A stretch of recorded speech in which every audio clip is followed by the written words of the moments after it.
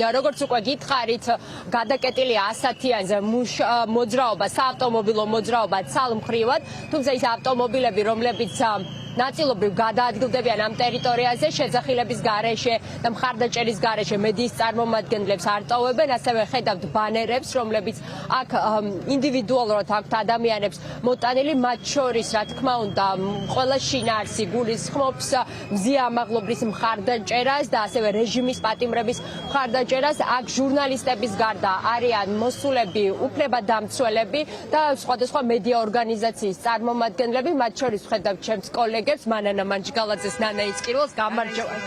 დავიწყოთ, ქალბატონი ნანათი, გვითხარით, რატომ მოხვედით დღეს აქციაზე, რა არის თქვენი გზავნილი და მოლოდინი რა? მოვედი პროტესტის ნიშნად. არ შეიძლება დღეს ჟურნალისტიკაში მუშაობდე, ან კიდე იყო საქართველოს მოქალაქე, ამ ქვეყნის პატრიოტი და არ გტყიოდეს ის, რაც ახლა ხდება. ზია არის ჩვენი კოლეგა, ადამიანი, რომელიც თავის პრინციპებს არ ღალატობს. დღეს მისი სიცოცხლე არის საფრთხის ქვეშ. ამიტომ უერთები ამ პროტესტს და ვითხოვ, რომ გათავისუფლდეს ჩვენი კოლეგა, რომელიც თვლი, რომ უსამართლოდ არის დაჟდილი. ჩვენ არ ვიცით რა ხდება იზოლატორებში, ჩვენ არ ვიცით რა ხდება წინასწარი დაკავების საკნებში, როგორ ექცევიან ადამიანებს. სამაგეროდ მაგალითად მოგვიყვანეს მზია, რომელმაც პროტესტი გამოთქვა ყველაფერი იმის წინაშე, რაც მთელი ამ ხნის განმავლობაში ხდებოდა და იმის წინაშე, რაც მას თავს გადახვდა. ამიტომ ვთვლი, რომ სამართალი არ არის თანაბარი ყველასთვის. ვითხოვ სამართლიან სასამართლოს, ვითხოვ პოლიტიკური პატიმრების გათავისუფლებას, ვითხოვ მზიას თავისუფლებას, რადგან მაქვს განცდა, რომ ამ ადამიანმა თავი გადადო იმისათვის, რომ ქვეყანაში სხვანაირი გაზაფხული დადგეს. მადლობა ძალიან დიდი, ვუსმენთ ნანა იცკირველს. ჩვენ შეგვიძლია გადავინაცვლოთ უფრო სიღრმეში აქციის მონაწილეებთან, მკითხოთ მათაც თავიანთი აზრი და მოსაზრება. ბაია პატარაიას ხოთ, ბაია გამარჯობა. გვითხარით, რატომ მოხვედით დღეს აქციაზე, გზავნილი რა არის და მოლოდინი როგორი გახდა? პირველ რიგში ხაზ გაუსვამ იმას, რომ აი ეს აღმკვეთი ღონისძიება, რაც მზიას წინააღმდეგ გამოიყენება, არის სრულიად არაპროპორციული. არავინ დღეს საქართველოში ციხეში არ ზის იმის გამო, რომ ვინმე სილა გააცნა. მესმის, რომ ამაზე გამოძიება იყოს დაწყებული, მაგრამ ამას პატიმრობა არ ჭირდება. ეს ერთი. მეორე, სამაგიეროდ მზიას წინააღმდეგ ძალიან სერიოზული დანაშაულები აქვს ჩადენილი პოლიციას, დამამცირებელი მოპყრობა და არაადამიანური მოპყრობა და აი ამ საქმეზე გამოძიება არ მიდის. მზიას არ აქვს დაზარალებული სტატუსი მინიჭებული და ადვოკატებმა ისიც არ იციან რამე კეთდება თუ არა. გარდა ამისა, ხვალ არის მე-18 დღე იქნება ხვალ მზიას შიმშილობის. მე-18 დღე, როგორც ექიმები გეუბნებიან, არის ძალიან კრიზისული პერიოდი, როდესაც ადამიანის სხვადასხვა ორგანოებში შეიძლება დაიწყოს უკვე კოლაფსიც კი, იმის მიხედვით თუ როგორი ჯანმრთელობა აქვს ადამიანს, ამიტომ დღითი დღე მძიმდება ეს მდგომარეობა და ამიტომ აუცილებელია, რომ მზია იყოს გათავისუფლებული და აუცილებლად აღნიშნოთ, რომ მზიას გარდა კიდევ 53 სინდისის პატიმარია ამ ქვეყანაში, რომელიც მხოლოდ იმიტომ არის ციხეში, რომ არიან პატრიოტები და იბრძვიან თავისი ქვეყნის დამოუკიდებლობისთვის და თავისუფლებისთვის. ძალიან დიდი მადლობა. თუ არ ვცდები ეკა სარიას ხედავ, ვეცდები მასაც გავესაუბრო. ეკა გამარჯობა.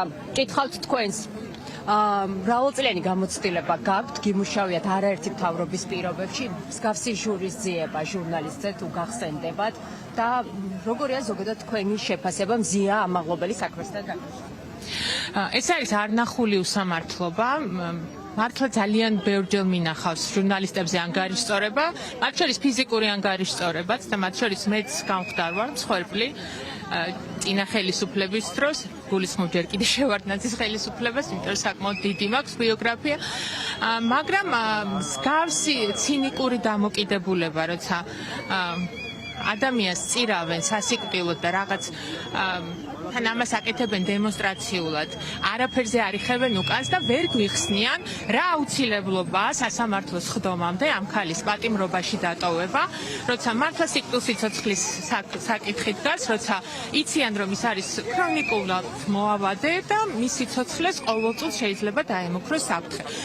ძალიან თავისუფლად შეიძლება რომ ის გირაოს სახით იქნეს განთავისუფლებული და დაელოდონ სასამართლო განხილვას, მით უმეტეს რომ არანაირი თავდასხმა და შეურაცხყოფა პოლიციელზე არ ყოფილა, ეს იყო უფრო თავდაცვა და იმ შეურაცხყოფებზე პასუხი, რაც მან მიიღო მანამდე. არ ვიცი, მე ვარ აღშფოთებული და აღშფოთებული ვარ აი ამ პასუხით. აი ხედავთ საერთოდ არანაირი რეაქცია, არავინ არ თulis თავს მოვალეთ რომ გამოვიდეს და დაგველაპარაკოს. საინტერესოა ის რომ მეც ვარ დაზარალებული და ცნობილი ამ სპეციალური საგამოძიებო სამსახურის მიერ 2 წლის წინ. 2 წელი გავიდა და არაფერი, ანუ ჩემ საქმეზე ვინ არის პასუხისმგებელი და ვინ ჩაიდინა ეს ვერ გამოიკვლია. სამაგიეროდ კარგად დაადგინეს და დაიჭირეს მოძალადე მზია ამაღლობელი. რატომ დაიჭირეს მზია ამაღლობელი? რეალური მიზეზი რა არის? ის ხელს უშლიდა როგორც ერთ-ერთი სიმბოლო დამოუკიდებელი მედიის. რასაკვირველია ის მედია საშუალება, რომელიც შექმნა მზია ამაღლობელმა ეთერთან ერთად 20 წლის წინ. ეს არის ბათუმელები და ეს არის ნეტგაზეთი, ეს არის სიმბოლო თავისუფალი, მიუკერძოებელი და პროფესიონალური მედიისა და რასაკვირველია თავად ქალბატონი მზიაც მთელი თავისი ცხოვრებით და პროფესიონალიზმით არის ზუსტად სიმბოლო თავისუფალი მედიის. დიდი მადლობა ბუსმედით ეკასარიას. ჩვენ შეგვიძლია ვნახოთ რა ვითარება არის თავად სპეციალურ საგამოძიებო სამსახურში. კარი არის დაკეტილი, როგორც ალბათ კადრშიც ჩანს და არის აღქმადი. დაცვის უსაფრთხოების რამდენიმე წარმომადგენელი იმყოფება შესასვლელ კართან, თუმცა მიუხედავად არაერთი მოთხოვნისა, თავად კოკა კაციტაძე ან მისი რომელიმე წარმომადგენელი არ გამოსულა კონტაქტზე მედიასთან და არც ერთ კითხვაზე ამ დრომდე პასუხი არ გაუწია. ასეთი არის შექმნილი მდგომარეობა ასათიანის ქუჩაზე სპეციალურ საგამოძიებო სამსახურთან.